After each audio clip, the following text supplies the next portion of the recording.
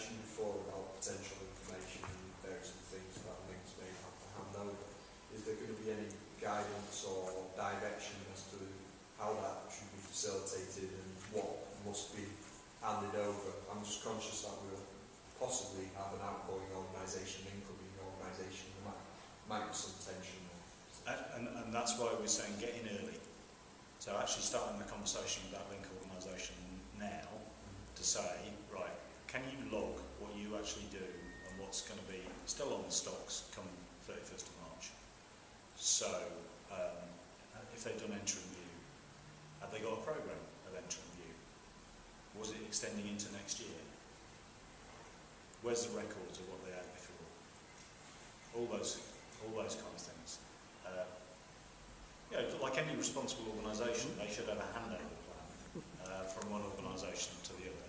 And I knocked it off. I know some of them maybe weren't switched on as that, but if you start asking them the question now, then all that's occurred. I think there's also an issue around a bit of data as well, isn't there? But I know that talking to some local authorities that in their contracts with their link host, the copyright, the sort of intellectual property of the data actually sits with the local authority. So in terms of getting hold of that sort of shouldn't be.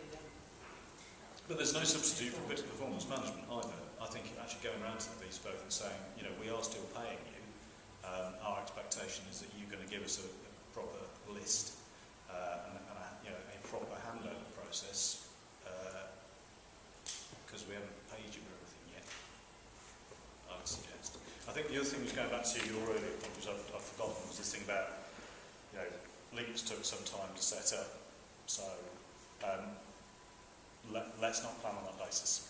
Because my experience as a PCT was a disaster not having links up and running for, in our case, it was the best part of the year. So when they got up and running, they were pretty good. But that hiatus, we lost so much momentum.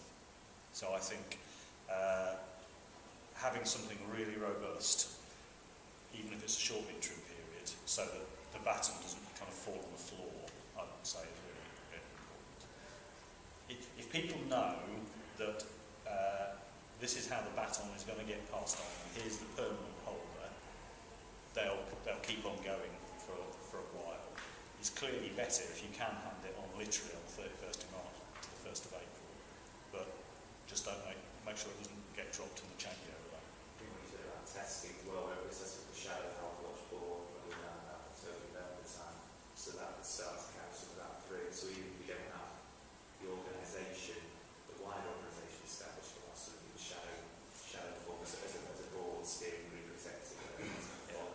But it's also really simple stuff because the public's pretty confused about what's there now.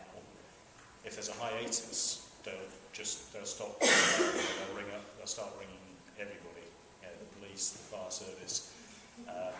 Whereas if there's something where they can ring up and say, "How do I access a dentist?" And instead of getting an answer phone, they get here's how you do it. They'll be fine. The plan for us in terms of the national level is. First of all, we're just about to sign off the brand. So you can be cynical about brands, but actually they are quite important because it's an identifier. The second piece is then using that as a means of kind of awareness raising. This is Healthwatch. This is what it does for you. This is when it's going to be there. Go to it for this, that, and the other.